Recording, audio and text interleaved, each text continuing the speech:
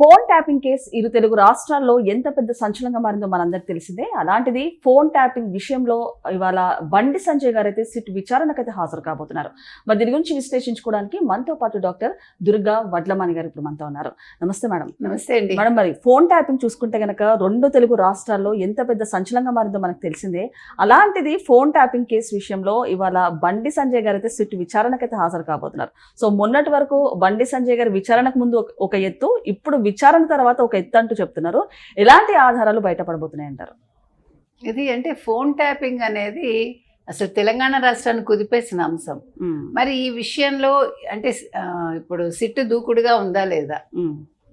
ఇవాళ ఆయనకి లాస్ట్ వీకే వచ్చాయి నోటీసులు. కాకపోతే అక్కడ సమావేశాలు జరగడంతో ఆయన కొంచెం టైం తీసుకుని ఇవాళ వెళ్తున్నారు సిట్టు ముందుకి. ఇక్కడ దిల్కుష్ ఉంది కదా, దిల్కుషా, ఆ గెస్ట్ హౌస్ లో విచారణ జరుగుతుంది. ఆయన ఎవరు, వెంకటగిరి ఆయన పేరు, జూబ్లీ హిల్స్ పోలీస్ ఆయన. సో ఆయన ఆధ్వర్యంలో జరగబోతోంది. సో ఈయనతో పాటు మొత్తం నలుగురిని విచారిస్తారట. బండి సంజయ్ గారు, ఆయన ఓఎస్డి, ఆయన పిఏ, తర్వాత ఇంకో ఇద్దరు పేర్లు వచ్చాయి. సో వీళ్ళందరినీ కూడా విచారిస్తారు, ఎందుకంటే బాధితుల్లో వీళ్ళందరూ కూడా ఉన్నారు. సో ఇప్పుడు ఏంటంటే అసలు ఏంటి ఈ ఫోన్ ట్యాపింగ్ అంటే, బీఆర్ఎస్ హయాంలో ప్రతిపక్షం ఈవెన్ తన సొంతం వాళ్ళవి కూడా కొన్ని ఫోన్స్ ట్యాప్ చేయించారు బీఆర్ఎస్ వాళ్ళు. ముఖ్యంగా కేసీఆర్, కేటీఆర్ లాంటి వాళ్ళని మనకు తెలుసు. అంటే కవిత ఫోన్లు కూడా ట్యాప్ అయ్యాయి. మరి కవిత లేకపోతే కవిత కూడా ఎవరివైనా చేయించారా మనకు తెలియదు. అంటే ఆ కుటుంబం వాళ్ళు బయట వాళ్ళు చేయించారా, కుటుంబం వాళ్ళు కుటుంబంలో వాళ్ళు కూడా చేయించుకున్నారా? అదే విధంగా బీజేపీ వాళ్ళవి, తర్వాత రేవంత్ రెడ్డి గారు అయితే వాళ్ళ ఇంటి దగ్గరే ఒక పెద్ద ఇది పెట్టి బూత్ లాగా అక్కడి నుంచే చేశారని తెలుస్తుంది మనకి. అంటే ఎందుకు ఇంత నీచానికి దిగజారడం? అంటే మీరు ఓడిపోతామని భయం మీకు ముందే వచ్చిందా? బీఆర్ఎస్ వాళ్ళకి మనం ఉనికి కోల్పోతున్నాము, తెలంగాణ అనే పదం ఇప్పుడు పని చేయట్లేదు, మనం చేసిన అవినీతి ప్రజల్లోకి వెళ్ళిపోయింది, ప్రజలు మనకి ఎగనిస్ట్ గా ఉన్నారు అని ముందుగా ఇంటెలిజెన్స్ రిపోర్ట్ వచ్చిందా వీళ్ళకి? దాన్ని బేస్ చేసుకుని వీళ్ళందరూ కూడా ఈ రకంగా ఫోన్ ట్యాపింగ్ చేశారా, చేయించారా? అంతేకాకుండా వాళ్ళ పొలిటికల్ స్టెప్ ఏ రకంగా ఉండబోతోంది అంటే, ఇప్పుడు బండి సంజయ్ చాలా అగ్రెసివ్గా బీజేపీలో ఉన్నారు. యాక్చువల్గా అసలు ఆయన చాలా ఇంకా ఎక్కువ ఊహించుకున్నాం మనం. కాకపోతే ఆయన ఇప్పుడు కేంద్ర మంత్రిగా చేశారు, ముఖ్యమంత్రి క్యాండిడేట్గా కూడా మనం మాట్లాడాం గతంలో. ఇప్పుడు కూడా ఆయన ముఖ్యమంత్రి క్యాండిడేట్గా ఎప్పటికైనా ఆయన ఉంటారు కూడా. కాకపోతే ఏంటంటే బండి సంజయ్ లాంటి వాళ్ళని అణగదొక్కడానికి, లేదు బండి సంజయ్ ప్లాన్లు తెలుసుకోవటానికి ఏ రకంగా వీళ్ళు ఫోన్ ట్యాపింగ్ చేశారు. నాట్ ఓన్లీ ఇందాక మనం చెప్పుకున్నట్టు ప్రతి ఒక్కళ్ళవి చేశారు, సినిమా వాళ్ళవి చేశారు, హీరోయిన్స్ చేశారు. మేడం, మరి ఇంకొకటి అంటే, ఫోన్ ట్యాపింగ్ అనేది ఒక ప్రైవసీకి సంబంధించిన విషయము. అలాంటిది హీరోయిన్స్ కానివ్వండి, లేకపోతే పొలిటికల్ లీడర్స్, జర్నలిస్ట్ల ఫోన్లు ట్యాప్ చేయడం ఎంతవరకు కరెక్ట్? అంటే ఇలాంటివి ఇట్లాంటి యాక్షన్స్ తీసుకోవాలి, ఇలాంటివి చేసినప్పుడు ఏ విధంగా చూడొచ్చు అంటారు దీన్ని? ఏమండి, అసలు ప్రైవసీ అనే పదానికి అర్థం తెలిస్తే ఇలాంటి చెత్త పనులు చేయడేవాడు. మన ఇంట్లో వాళ్ళవే ఒకళ్ళు వినడానికి ఇష్టపడం ఫోన్ వస్తే, అవునా కదా? అది ఉండాలి. ఇప్పుడు పిల్లలకి ఫోన్లు వస్తాయండి, వెంటనే తల్లిదండ్రులు అంతవరకే నిఘా పెట్టాలి.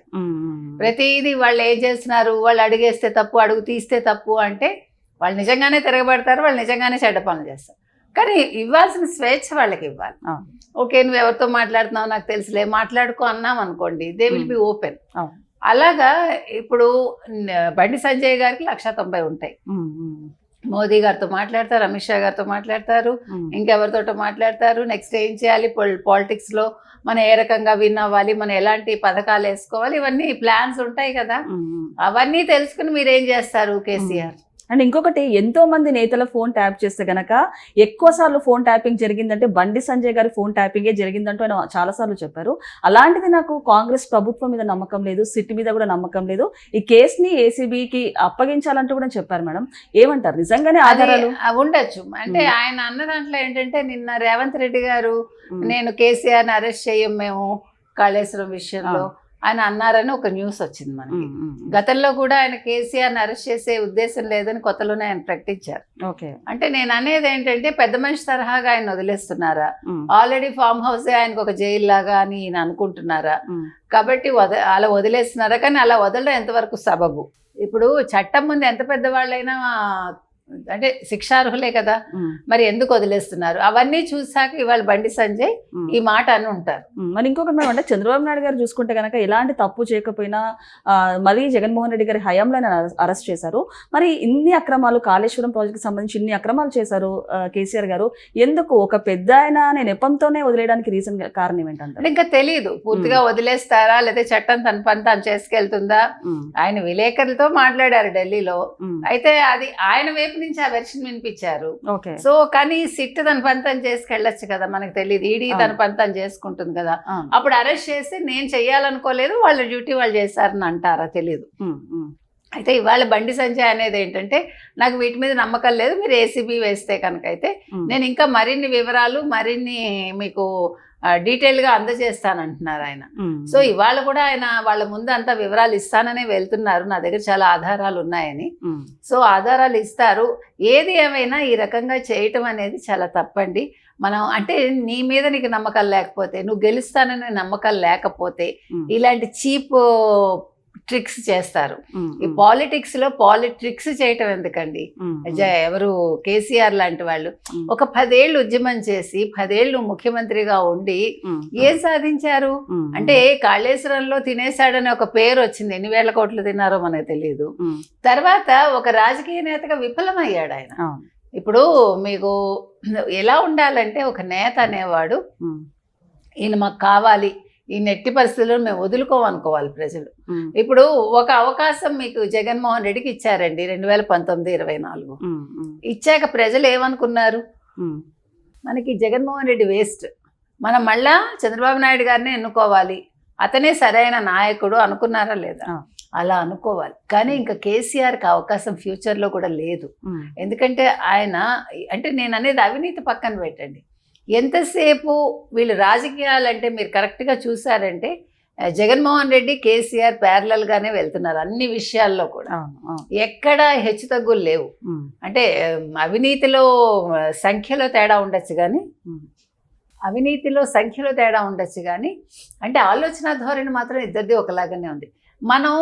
మనకి ఇంత అవకాశం ఇచ్చారు ప్రజలు, మనం చక్కగా పరిపాలన చేయాలి, మనం ఎంతసేపు అపోజిషన్ తిట్టడం కాదు, అపోజిషన్ని గౌరవించాలి, వాళ్ళ దగ్గర సలహాలు తీసుకోవాలి, మనం మంచి మంచి ప్రాజెక్ట్స్ చేయాలి, మనం తింటాం కాదు ప్రజలకు ఇవ్వడం నేర్చుకోవాలి.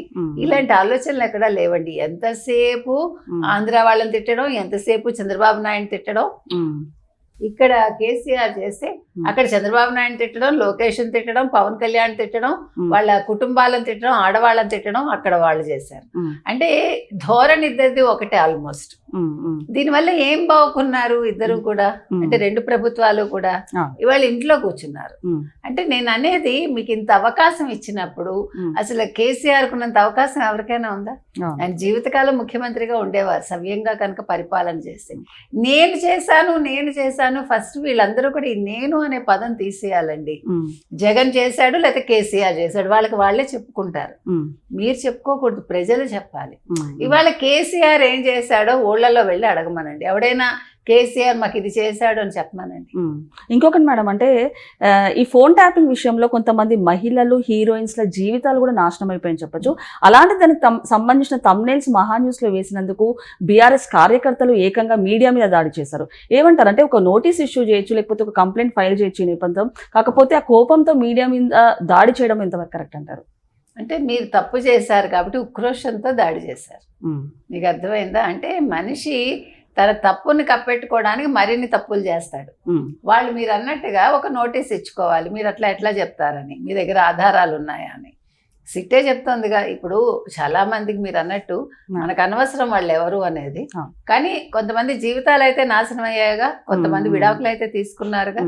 అంటే ఏ రీజన్స్ అనేది వ్యక్తిగత రీజన్స్ కాబట్టి మనం మాట్లాడం. దానికి కారకులు ఎవరు? బీఆర్ఎస్ వాళ్లే కదా. కాబట్టి ఇవన్నీ కూడా జరిగాయండి, చాలా ఘోరాలు జరిగాయి. చాలా సిగ్గుచేటైన విషయం. మళ్ళీ ఇలాంటి వ్యక్తులు మళ్ళీ మేము రాజకీయాల్లోకి వస్తామంటాం, అది ఇంకా అసలు హాస్యాస్పదం నన్ను అడిగితే. అంటే విలువలు లేని ఒక ప్రభుత్వాలు ఈ రాష్ట్రాలను పరిపాలించాయి. ఒక వ్యక్తి తన అధికార దాహం కోసం ఒక తెలంగాణ ఉద్యమాన్ని తలకెత్తుకుని 10 ఏళ్ళు ముఖ్యమంత్రిగా పరిపాలించి ఏం బాగుకున్నాడంటే, ఫోన్ ట్యాపింగ్ అనే ఒక దాంట్లో ఇరుక్కున్నాడు. అన్నాడు ఆయన. ఈ ఫోన్ ట్యాపింగ్ లో ఖచ్చితంగా ఎవరున్నా సరే, కేసీఆర్ అయినా కేటీఆర్ అయినా ఎంతటి వాళ్ళైనా అరెస్ట్ అయితే చేయాలని మనం కోరుతున్నాం. Okay madam, thank you.